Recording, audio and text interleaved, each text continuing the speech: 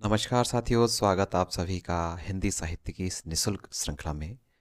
साथियों, हिंदी साहित्य के महत्वपूर्ण प्रश्नों की जो व्याख्यात्मक प्रश्नोत्तरी चल रही है वो आप सभी के लिए, चाहे आप किसी भी टीचर्स एग्जाम्स की तैयारी कर रहे हैं तो आप सभी के लिए उपयोगी है। चाहे आप KVS, NVS, EMRS, TGT, PGT, RPSC, कहीं भी किसी तरीके से अगर आपके सिलेबस में हिंदी साहित्य है तो ये क्लास आपके लिए बेहद उपयोगी होने वाली है। चलिए साथियों, स्टार्ट करते हैं अपनी क्लास को। साथियों, जानकारी मैं आपको और दूं कि ये संपूर्ण आपका हिंदी साहित्य इस पर चला हुआ है। व्याख्यात्मक रूप से प्रश्नोत्तरी चली हुई है, साथ ही साथ में डिटेल अगर आप पढ़ रहे हैं तो भी आपको इसी चैनल पर मिल रहा है। तो आप सभी अगर हमारे चैनल से अभी तक नहीं जुड़े हैं तो चैनल को सब्सक्राइब करके जरूर जुड़िएगा और अपने मित्रों को जरूर शेयर कीजिएगा। चलिए, पहला प्रश्न है, तिब्बत के 84 सिद्धों की परंपरा कौन से सिद्ध से आरंभ हुई है? प्रश्न है कि जो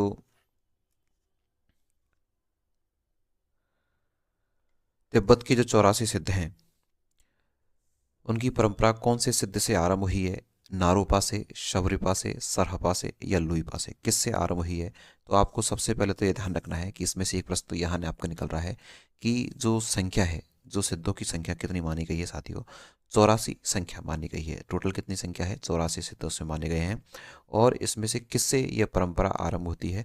तो आपको ये ध्यान रखना है किससे है? लुइपा से है। किससे साथियों? लुइपा। हालांकि ये सारे ही सिद्ध साहित्य से संबंधित है, लेकिन यहाँ पूछा है किससे प्रारंभ होती है, तो जवाब आपको कौन सा होगा साथियों? लुइपा से इस परंपरा का प्रारंभ माना जाता है। चलिए साथियों, अगले प्रश्न की हम चर्चा करेंगे। प्रश्न संख्या सेकंड आपके सामने है। निम्न में से कौन आदिकाल के अंतिम चरण के सुप्रसिद्ध कवि हैं? यानी कि आदिकाल का अंतिम जो प्रसिद्ध कवि है उसके बारे में प्रश्न पूछा गया है कि कौन सा आदिकाल का अंतिम जो प्रसिद्ध कवि है वो कौन सा है, वो आपको बताना है।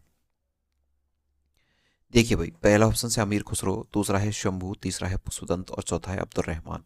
तो साथियों, इसका जवाब आपका क्या रहेगा? अमीर खुसरो। क्या जवाब रहेगा इसका? अमीर खुसरो इसका सही जवाब रहेगा। मैं आपको अमीर खुसरो के बारे में बता चुका, और भी आपको मैं थोड़ी सी जानकारी और अमीर खुसरो के बारे में दे देता हूँ। ध्यान रखना, ये जो अमीर खुसरो थे इनका जो मूल नाम था साथियों, मूल नाम था अबुल हसन। क्या नाम था साथियों इनका? मूल नाम अबुल हसन इनका क्या था साथियों? मूल नाम था। ये आपको पता है, जो इनके जो गुरुजी थे उनका नाम था निजामुद्दीन औलिया। इनके गुरु का नाम क्या था? निजामुद्दीन औलिया इनके गुरु का नाम था। ये आप अच्छे से आपको याद रखना है। इनकी जो जो अमीर खुसरो है, इनकी जो लगभग जो रचनाएं मानी जाती है, लगभग किसके आसपास मानी जाती है? 100 के आसपास रचनाएं मानी जाती है। इसमें से आपको मुख्य जो रचना है वो याद रखनी है। एक तो आपको याद रखनी है साथियों, कौन सी इनकी रचना? खालिक वारी। कौन सी साथियों? खालिक वारी रचना आपको याद रखनी है। एक आपको याद रखनी है इनकी पहेलियाँ। इनकी रचना कौन सी है? पहेलियाँ। वो मैं आपको बता रहा हूँ जो बार बार आपके एग्जाम में पूछी जाती है। एक आपको ध्यान रखनी है मुकरियाँ। क्या साथियों? मुकरियाँ भी आपको ध्यान रखनी है। दो सुखने। दो सुखने भी बताओ किसकी रचना है? अमीर खुसरो की रचना है। गजल भी बताओ किसकी रचना है? इन्हीं की रचना। ऐसी कुछ महत्वपूर्ण रचना है जो आपको याद रखनी है। ध्यान रखना, ये जो अमीर खुसरो है, अमीर खुसरो को जो एक कवि थे जिनका नाम था ईश्वरी प्रसाद। क्या नाम था साथियों? ईश्वरी प्रसाद। ये जो ईश्वरी प्रसाद हैं, इन्होंने जो अमीर खुसरो है इसको कहा था महाकवि। किसकी संज्ञा दी इनको? महाकवि की संज्ञा दी। या इन्होंने ही एक संज्ञा और दी, कवियों में राजकुमार। कवियों में क्या बताओ? राजकुमार। ये बात ही बताओ अमीर खुसरो के लिए किसके द्वारा कही गई साथियों? ये बात हुई अमीर खुसरो के लिए किसके द्वारा कही गई? ईश्वरी प्रसाद के द्वारा कही गई। आपको ये ध्यान रखनी है। ये जो अमीर खुसरो थे साथियों, ये कौन सी शताब्दी से संबंध रखते थे? 8वीं शताब्दी से इनका संबंध था। आपको इसके अलावा अमीर खुसरो से कुछ चीज़ें और आपको याद रखनी है। ये जो, ठीक है, ये आपको ध्यान रखनी है। आपको वहीं यहाँ इसके बारे में बता दूं, जो शंभू हैं इनका समय बताओ कितना था? 8वीं शताब्दी था। ये जो शंभू थे, शंभू के बारे में बात कर रहे हैं अपन अब। शंभू थे, वो बताओ कौन सी भाषा के कवि थे? ये अपभ्रंश भाषा के कवि थे। कौन सी भाषा के? अपभ्रंश भाषा के कवि थे। बताओ कौन? शंभू अपभ्रंश भाषा के कवि थे। इनकी जो महत्वपूर्ण रचना है शंभू की, वो है, आपको सभी को पता है, पौं चरेऊ। क्या नाम है? पौं चरियो इनकी महत्वपूर्ण रचना है। और एक और रचना बार बार इनकी पूछी जाती है, वो है रिठ रिठणेमी। रिठ रेणीम रिठ ऋणेमी चरऊ, ये इनकी बताओ क्या है, एक और महत्वपूर्ण रचना है। ये भी आपको अच्छे से याद रखनी है। आपको तो पुष्पदंत का तो आपको ध्यान रखना ही है। पुष्पदंत का समय बताओ कौन सी शताब्दी है, 10वीं शताब्दी है। कौन सी शताब्दी बताओ, 10वीं शताब्दी। और पुष्पदंत को अपभ्रंश का भभूति कहा जाता है, ये आपको ध्यान रखना है। अपभ्रंश का, इसका साथियों, अपभ्रंश का भवभूति कहा जाता है किसको, किसे कहा जाता है, पुष्पदंत को अपभ्रंश का भवभूति कहा जाता है। ठीक है, इनकी आपको रचनाएं पता है। इन्होंने एक तो लिखी थी महापुराण, इनकी एक रचना बताओ कौन सी थी, महापुराण इनकी रचना थी, है ना। एक और रचना है इसकी नय कुमार चरहु, जसहर चरहु, ये भी बताओ किसकी रचना है, पुष्पदंत की रचना है। ऐसे आपको सारी छोटी छोटी चीजें जो आपको प्रत्येक ऑप्शन से आनी ही चाहिए। चलिए साथियों, अगला प्रश्न, ऐसा ही आपको व्याख्या हर एक प्रश्न की, हर एक ऑप्शन की मिलने वाली है इसी क्लास में। चलिए, हिंदी साहित्य का प्रथम महाकाव्य कौन सा है। प्रश्न बड़ा छोटा सा है, हिंदी साहित्य का प्रथम महाकाव्य कौन सा है। तो इसमें तो आप जल्दी से जवाब दे दीजिएगा। आप सभी को पता है हिंदी साहित्य का प्रथम महाकाव्य किसे माना जाता है, पृथ्वीराज रासो को माना जाता है। किसे माना जाता है साथियों, पृथ्वीराज रासो को। देखिए, पृथ्वीराज रासो के बारे में चर्चा कर लेते हैं थोड़ी सी। ये जो पृथ्वीराज रासो है साथियों, ये जिसके रचनाकार है वो कौन है बताओ, चंद्रवरदाई। कौन है बताओ इसके रचनाकार, चंद्रवरदाई के द्वारा कौन सी रचना लिखी गई, पृथ्वीराज रासो। ये जो है कौन सी सदी की बताओ, 18वीं सदी की। कौन सी सदी की, 18वीं सदी की रचना मानी जाती है ना। एक जो नाम आपने सुना होगा, राम कुमार वर्मा, डॉक्टर राम कुमार वर्मा, इनका एक महत्वपूर्ण कथन है इसके बारे में। डॉक्टर राम कुमार वर्मा जी ने पृथ्वीराज रासो के लिए क्या कहा कि पृथ्वीराज रासो को डिंगल साहित्य का, कौन से साहित्य का बताओ, डिंगल साहित्य, डिंगल साहित्य का सर्वप्रथम काव्य माना जाता है।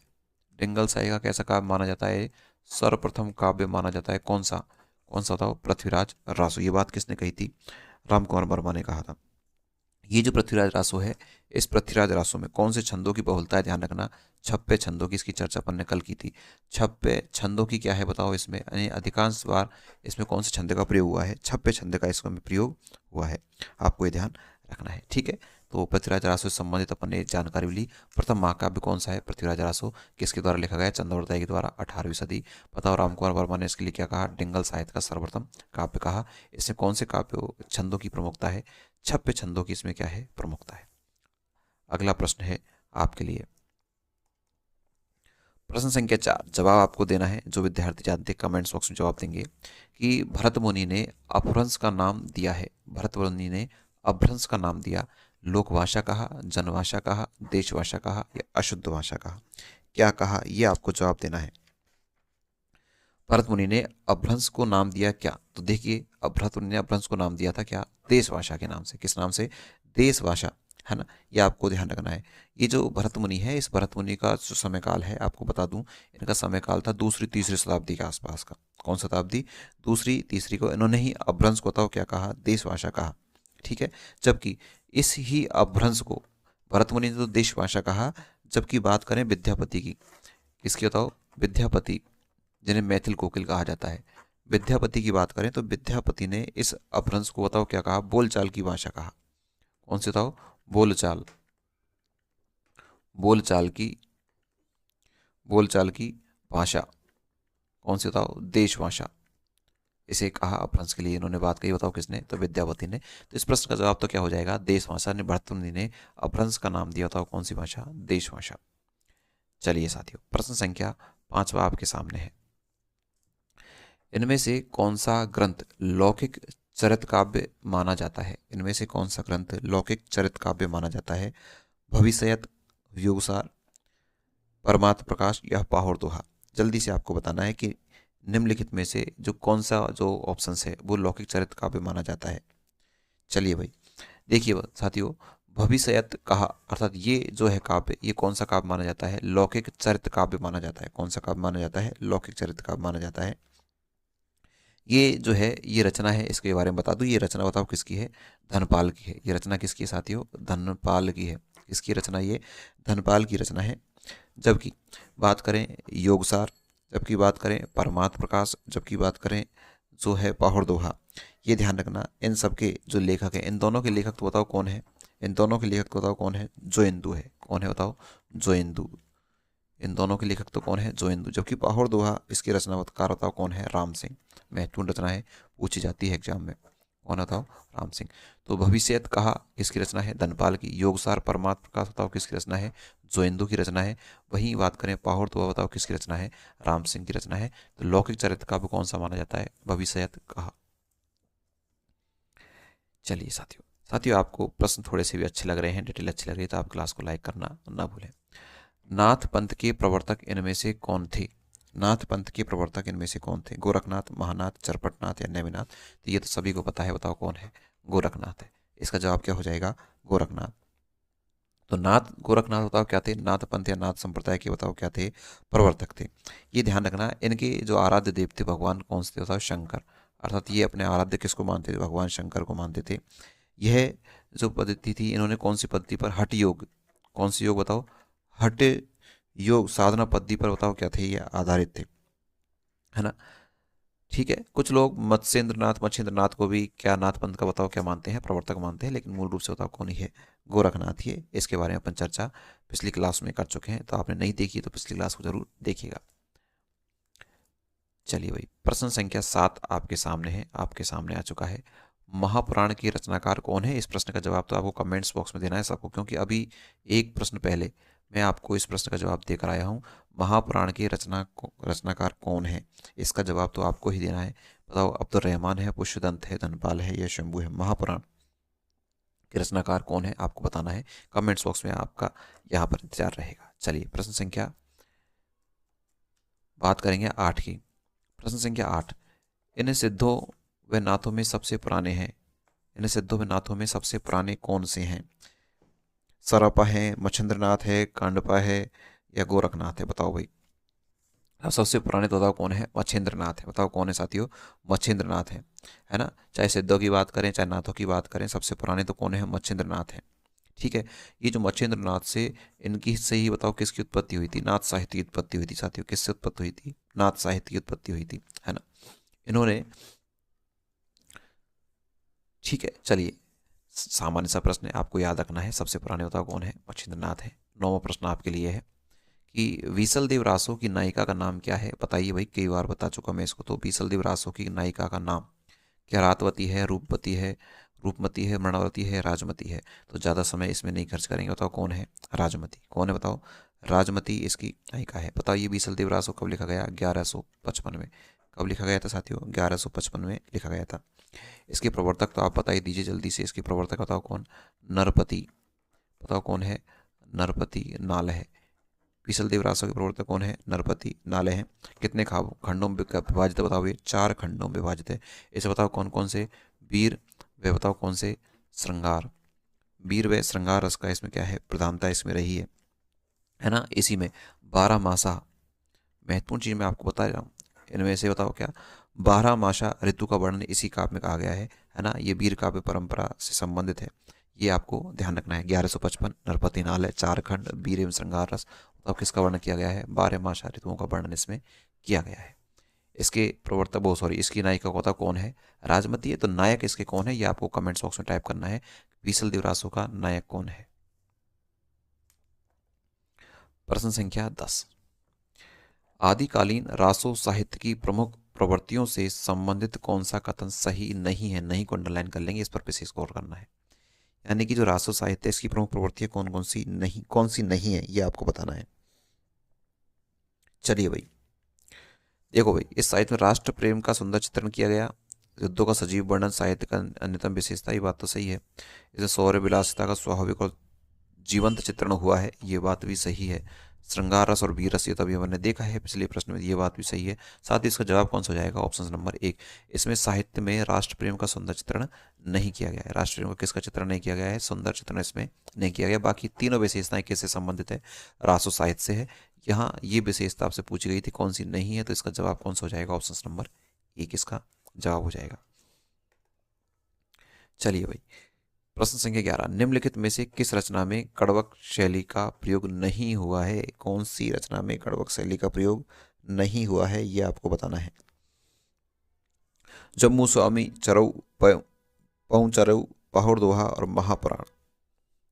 ध्यान रखना है, ये तो आपको पहले बता दिया है। महापुराण के रचनाकार तो आप कमेंट बॉक्स में बताएंगे, लेकिन इसका जवाब बताओ कौन सा हो जाएगा, महापुराण। ध्यान रखना है, महापुराण में कण्वक शैली का क्या नहीं हुआ है, बताओ, प्रयोग नहीं हुआ है। जबकि जो ऊपर की तीनों है, इसे बताओ कौन सी का ही प्रयोग हुआ है, कण्वक का ही हुआ है। तो सही जवाब इसका कौन सा हो जाएगा, ऑप्शन नंबर डी इसका सही जवाब रहेगा। प्रश्न संख्या 12, सांकेतिक अर्थ रखने के कारण इनकी वाणियों की भाषा को संध्या भाषा, कौन सी भाषा बताओ, संध्या भाषा कहा गया। किसकी, किसकी है ना, किसकी वाणियों को संध्या भाषा कहा गया, ये आपको जवाब देना है। चलिए भाई, क्या सिद्ध है, नाथ है, सूफी है, कबीर है, तो आप सभी को पता है। इसका सीधा सा प्रश्न बताओ, कौन सा सिद्ध जो साहित्य है इसकी वाणियों को बताओ कौन सी भाषा कहा गया, संध्या भाषा, है ना।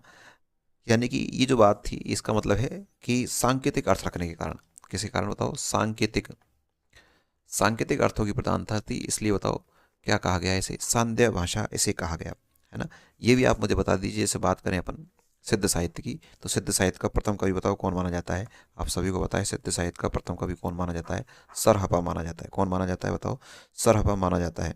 इन्हीं सरहपा को बताओ किस किस नामों से, इन्हें बताओ सरोज वज्र भी कहा जाता है, सरोज वज्र भी इसे ही कहा जाता है। साथ में आपको एक नाम और याद रखना है, राहुल भद्र, कई बार इनके उपनाम पूछ ले जाते हैं, राहुल भद्र के नाम से भी यही जाने जाते हैं, ठीक है। सबसे पुराने बात करें तो सबसे पुराने बताओ कौन थे, सरहपाद थे। कौन थे बताओ, सरहपाद थे। ये छोटी सी जानकारी आप सभी के लिए। प्रश्न संख्या 13, 13 का जवाब आपको देना है, आदिकाल के किस कवि की भाषा हिंदी के वर्तमान रूप के सर्वाधिक निकट है, हिंदी के वर्तमान रूप के सर्वाधिक निकट है, बताओ किसकी। तो ध्यान रखना है, ये आपको पता है कि लगभग अंतिम ही थे आदिकाल के, तो बताओ कौन सी आ जाएगा इसका आंसर। अभी मैं शायद पहले ही प्रश्न में इसकी, सॉरी दूसरे तीसरे प्रश्न में इसकी चर्चा की थी कि आदिकाल का जो अंतिम है वो बताओ कौन सा है, कभी अमीर खुसरो है।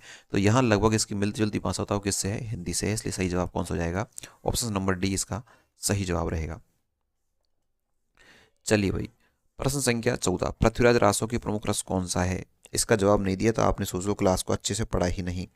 ध्यान रखना है, क्या वीर एवं श्रृंगार है, श्रृंगार एवं भयानक है, नहीं है भैया, विवत्स नहीं है, रौद्र नहीं है, कौन कौन से है बताओ, वीर एवं श्रृंगार रस की क्या रही है, इसमें प्रधानता रही है, ठीक है। चलो ये बताओ मेरे को, पृथ्वीराज रासो जो ग्रंथ था, पृथ्वीराज रासो जो ग्रंथ था, जो चंद्रवरदाई के द्वारा लिखा गया, इसे पूरा किसने किया, उसे पूरा किसने किया, इसका जवाब आपको देना है, बताओ कहाँ पर, कमेंट्स बॉक्स में। पृथ्वीराज रासो जो चंद्रवरदाई के द्वारा लिखा गया है, इसको पूरा किसने किया, ये आपको जवाब देना है कमेंट्स बॉक्स में, ठीक है। चलिए, प्रश्न संख्या 15 आपके सामने है, राहुल सांकृत्यायन ने हिंदी का पहला कवि किसे माना, राहुल सांकृत्यायन ने हिंदी का पहला कवि किसे माना है। ध्यान रखना है, राहुल सांकृत्यायन ने हिंदी का पहला कवि किसे माना है, सरहपाद को माना है। किसको माना है, सरहपाद को हिंदी का पहला कवि माना है। इन सरहपाद को बताओ क्या कहते हैं, राहुल भद्र भी कहा जाता है, ठीक है। इनकी जो रचना है बताओ कौन सी है, दोहा कोश, कौन सी रचना है इनकी, दोहा कोश इनकी ही महत्वपूर्ण रचना है, ठीक है। चलिए भाई, और बात बताओ, चलो और बताओ आप एक बार की बात करें कि इन्होंने, राहुल सांकृत्यायन ने सरहपाद को मान लिया, लेकिन बात करें राम कुमार वर्मा, किसकी बात करें, राम कुमार वर्मा, राम कुमार वर्मा ने हिंदी का पहला कवि किसे माना। तो ध्यान रखना है, राम कुमार वर्मा ने हिंदी का पहला कवि माना किसको, शंभू को। किसको माना है, शंभू को। चलो बात करें शिव सिंह सेंगर, शिव सिंह सेंगर की बात करें, शिव सिंह सेंगर ने हिंदी का प्रथम कवि किसे माना है। तो ध्यान रखना है, शिव सिंह सेंगर ने हिंदी का प्रथम कवि किसे माना है, पुष्पदंत को माना है। किसको माना है, पुष्पदंत को माना है, ये आपको ध्यान रखना है। ओके, चलिए भाई,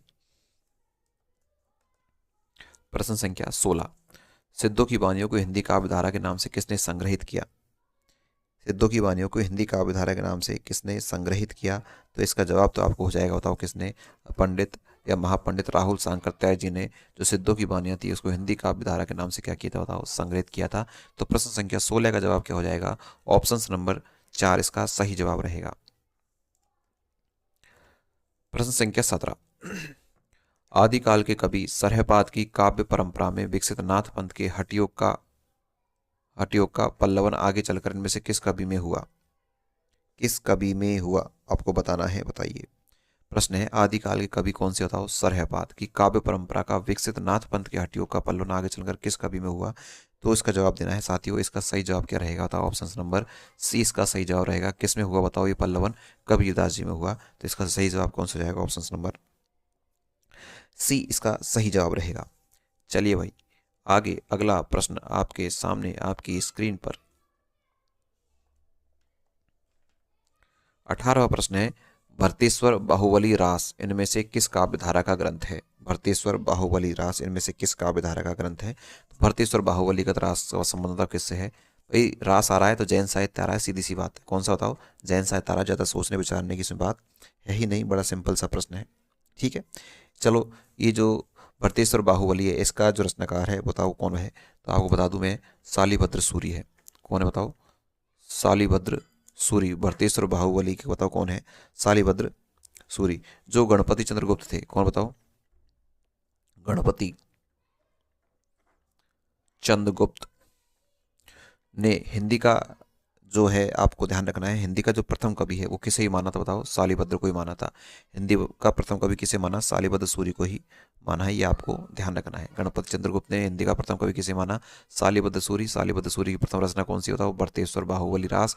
इसका संबंध बताओ कौन से साहित्य से है। जैन साहित्य से। ऐसे आपको जोड़कर सारा पढ़ोगे तो आपको आसानी से याद रहेगा। चलिए भाई प्रश्न संख्या 19 निम्न में से कौन सी रचना शिलांकित है। निम्न में से कौन सी रचना शिलांकित है बता दीजिए भाई इसका जवाब। तो ऑप्शन नंबर कौन सा हो जाएगा। बिल्कुल राउलवेल। कौन सा बताओ। राउलवेल। राउलवेल कवि बताओ कौन किसकी है। राउलवेल रचना है रोड़ा कवि की। किसकी बताओ। रोड़ा कवि की वर्णना है। बताओ कौन सी शताब्दी से संबंध है। 10वीं 11वीं शताब्दी से इसका संबंध है। कैसा काव्य बताओ। चंपू काव्य है। कैसा काव्य है। चंपू का मतलब जिसमें गद्य और पद्य दोनों का बताओ क्या हो मिश्रण हो, उसे चंपू काव्य कहा जाता है। ठीक है ये आपको ध्यान रखना है। इसमें नक्सिक परंपरा का भी क्या हुआ है इसमें वर्णन हुआ है, ये आपको ध्यान रखना है। तो कौन सी ये शिलांकित है। कौन सी रचना है ये शिलांकित रचना है। कौन सी था राउलवेल। रचनाकार कौन है रोड़ा कवि। ओके चलिए भाई हाँ भाई छोटी सूचना मैं आपको दूंगा। आप पढ़ रहे हैं साथियों क्या हिंदी साहित्य। हिंदी साहित्य आप पढ़ रहे हैं और हिंदी साहित्य को आप पढ़ रहे हैं। बताओ टोटली कैसा पढ़ोगे निःशुल्क। चाहे प्रश्नोत्तरी है चाहे अन्य जो विवरणात्मक है वो सारा निःशुल्क पढ़ेंगे। इसी के साथ में आप हिंदी की व्याकरण पूर्ण रूप से यहाँ पर निःशुल्क पढ़ेंगे। इसी के साथ में आप पढ़ सकते हैं यहाँ पर शिक्षण विधियाँ क्या बताओ टीचिंग मेथड जिसे कहते हैं आप पढ़ सकते हैं। बताओ यहाँ पर क्या शिक्षा मनोविज्ञान, ये सारी चीज़ आपके लिए बताओ कैसी है साथियों निःशुल्क है। तो जो विद्यार्थी हमसे नहीं जुड़ा है जुड़ लीजिए। साथ में आप अगर हमारे साथ जुड़ रहे हैं तो नोट्स अगर आप चाह रहे हैं PDF जिसको आप हैंड रिटन नोट्स के रूप में पढ़ सकते हैं तो वो आप PK एडवांस साइको एप्लीकेशन से आप डाउनलोड करें तो आपको वहाँ से मिल जाएंगे। आप सभी ने इस क्लास को देखा, आप सभी का बहुत बहुत धन्यवाद। Thank you.